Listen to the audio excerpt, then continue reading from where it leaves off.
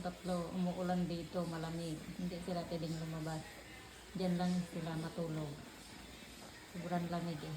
Kumain na naman silang chicken. Binilihan na naman ng asawa ko isang buong manok. Naubos na naman nila, day. Diyos ko, day.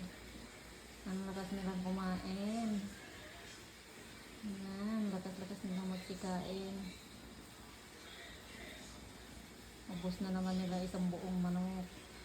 Yung nanay naman masyadong masungit. Buntis. Laging nakikipag-away. Diyos ko, lagi niya inaaway mga anak niya. Ayan sila. Andyan na naman sila sa upuan sa kasabag ng asawa ko. Nakahiga. Diba?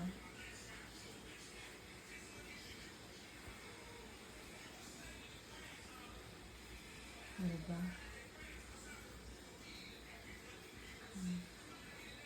Okay.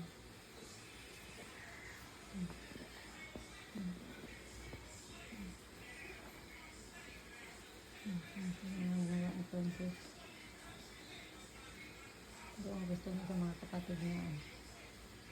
Naglalambing.